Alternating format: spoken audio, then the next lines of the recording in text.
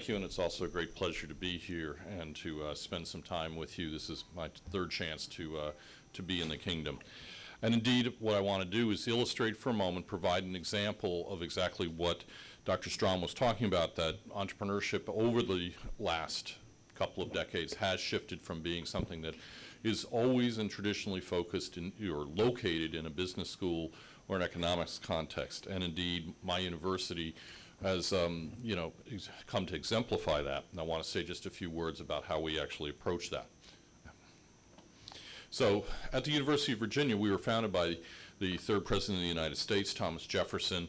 After he was president, he had to decide what he wanted to do, and he came back to his home state of Virginia, and he decided that what was really needed was a new kind of university, and indeed the first public university in the United States. Jefferson, as you may know, was fascinated by science and technology. He was a man of the, what historians call the Enlightenment, the late 18th century, and he really believed that science and technology were going to improve the lot of mankind, or humankind. And so when he planned the university in 1819, he included a professor of natural philosophy who was also going to teach engineering classes. And indeed, the University of Virginia actually had one of the first engineering programs in the United States, founded in 1836. We like to say that MIT got some inspiration from us. Now, why did Jefferson care about technology and engineering as part of the university? He believed that you had to innovate, you had to adapt the technology to the kind of society that you wanted to live in. He believed that, he was helping to create, he was the author of the Declaration of Independence, he was creating a unique kind of society, a democratic republic. And whatever kind of technology Americans were supposed to have, it had to serve those democratic values. And so across the university, we continue to ask this question. We continue to challenge students, not just to be innovators for the sake of innovation, but to focus on how innovation can be directed toward the goals of a particular society. And this is a question that I insist that is at the heart of 21st engineering in the 21st century, which is how can you make technology serve the goals and the goals and the values of a particular society. Now, Jefferson also, in order to combine technology with democratic values, he actually indeed created a little village that he called the academical village. And indeed, if you come to the university, you can still see the buildings that you see in this painting. And what's important about this is the village was consisted of 10 big houses he called pavilions, each of which had a professor, and the students all lived in the little rooms in between there. And they worked together towards this common goal of doing any number of things, but particularly advancing a notion of what was going to be a democratic republic. And that approach today is still reflected in the way we approach entrepreneurship. We don't see entrepreneurship at my university as being solely the domain of the business school or solely the domain of engineering. It indeed is a collective enterprise that is pursued by all of the schools in the university. And as one of my colleagues likes to say, borrowing from Hillary Clinton, it takes an academical village to do entrepreneurship. And the labels on this particular image are, which is laid over a photograph of the university, are all of the different faculties. So Darden is one of the business faculties, architecture. Curry is not the school for the study of Indian food, it's actually our education faculty. I was embarrassed, I used this slide with some Chinese visitors about a week ago, and they came up and they were very worried that we actually had a school of Indian food. But the Curry is the school of education. C's is my home faculty. That's the School of Engineering. But and obviously there's nursing, medicine. McIntyre is another business faculty. Batten is our School of Public Policy, and we have arts and sciences. Together, that collective, all people from each of those universities pursuing, as Dr. Strom said, entrepreneurship in a discipline-specific way. I worry about how entrepreneurship should be adapted to engineering. I have colleagues that worry about how it should be adapted to architecture, to nursing, to each of those. But in operating in this ecosystem and working as a collective, we share courses, we share programs, we share coordinators and mentors. We have student organization that span all the different schools. We have competitions similar to the competitions that you have here for entrepreneurship. We have one big competition for the entire university. It's the Entrepreneurship Cup. And we have shared facilities and creative spaces. But what I want to just finish up with as a very specific example of how we work together is something that you're working on at KFUPM, which is an entrepreneurship minor. We have just actually introduced our own entrepreneurship minor at the University of Virginia. Now, this is a minor that is open to students all across the university, that is to say undergraduates, and it has a number of features. Now, I'm going to try to use the pointer. Oops. Nope. There. This one. Ah, perfect. Thank you, sir. Okay.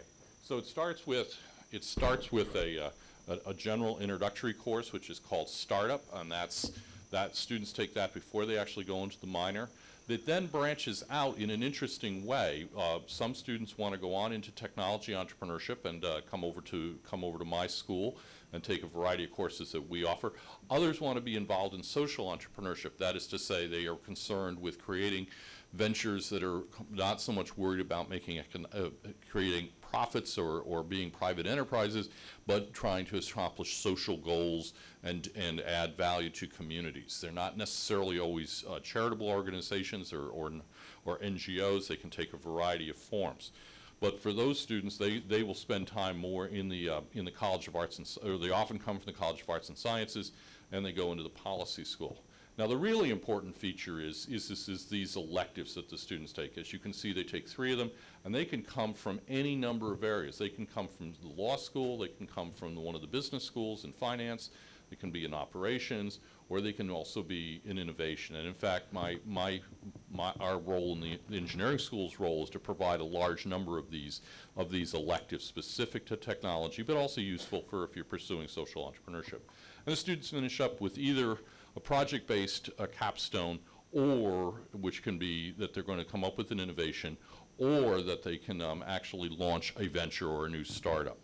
An important point about this example is just to support what Dr. Strom was saying, is that entrepreneurship can be practiced in a variety of ways in different universities, but one of the most powerful ones is to combine forces across a number of different faculties to achieve what Dr. Musa shared with us in a paper that he just recently written, is that entrepreneurs have to do 3 things well. They have to worry about technological feasibility, they have to worry about economic viability, and they have to worry about whether their innovations are socially and culturally desirable. Jefferson was very much thinking about what, from a political standpoint, was going to be desirable. But feasibility, viability, and desirability, if those are things that innovations, those are things that entrepreneurs bring together, then we need to be working across disciplinary boundaries and illustrating that larger vision. So I hope that's a useful example, and I'm going to turn the podium and the controller back to Dr. Strom. Okay, Bernie, thanks so much. It really is becoming a phenomenon in U.S. universities. The notion of a cross-campus minor in entrepreneurship. And it's having large benefits, obviously, for students and for the community in general, but it's also encouraging university faculty to talk to one another across disciplines about common interests. Second mission, function of universities is clearly the research mission, and research mission is very strong here. Typically, entrepreneurship research was and still is about new business formation and growth, and about the birth of businesses, how do businesses come into being, how and why do they grow, what happens when firms die. A substantial body of research, primarily in the business discipline journals, about business formation and growth. Secondly, and more recently, is research about the economic impact of entrepreneurship. Dr. Carlson mentioned Weil's recent paper about the economic viability of firms. And what's become very important here, and what's become very obvious in this line of research, is that if we're looking to entrepreneurship as a means of economic growth, whether it's at a regional level, a national level, a global level, the kinds of entrepreneurship that contributes to economic growth is what's sometimes called innovative entrepreneurship, the kind of entrepreneurship that's going on at this place, at KFUPM, versus entrepreneurship, which is sometimes characterized as replicative entrepreneurship. Both very, very important. But if we're looking to entrepreneurship as a means of growth, it's that innovative entrepreneurship. And it's for a long time, research thought it was small businesses that contributed so much to job creation. But more recently, with better data, we've begun to understand that it's not necessarily small business, but it's young, growing businesses that contribute to the economic growth of a region or a nation. And that's so important in what's going on here in trying to establish young, growing businesses in the kingdom that are going to contribute to the future economic growth of the kingdom and to job creation. And finally, related to entrepreneurship research is traditional research in the basic and applied sciences. But that research, basic and applied research in the sciences, but that research, much of that has commercial application. And being able to utilize the university's resources and the community's resources jointly to take that research and bring that research to some commercially viable sense is really incredibly important. The rector in his comments mentioned this university as being in the top 25 in patents worldwide. There's just an awful lot of good ammunition there for commercial activity. How does that happen? That doesn't happen only within the walls of the university. That has to bring the university out into the community, out into the relevant community, and establish the ecosystems, the natural ecosystems that exist. And the ecosystem that exists here in the Huron Techno Valley is just an incredible opportunity to do some of that.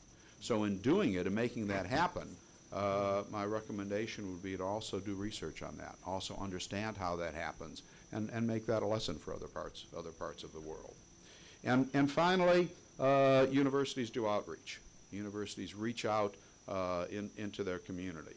And in terms of the outreach of the university, we look specifically at the place of the university in the entrepreneurial ecosystem, where faculty and students and administrators and entrepreneurs find a common place. Sometimes that common place is a physical place like this. Sometimes it's other places within a more traditional classroom or more traditional business setting, but within the relevant community. I've done a little research in this area and concluded that it's the interplay between students and faculty and the entrepreneurial community that's so important in making this happen. One of the places where this is happening is in an incredible sense is at Purdue University, one of those land-grant universities that I mentioned earlier in my talk.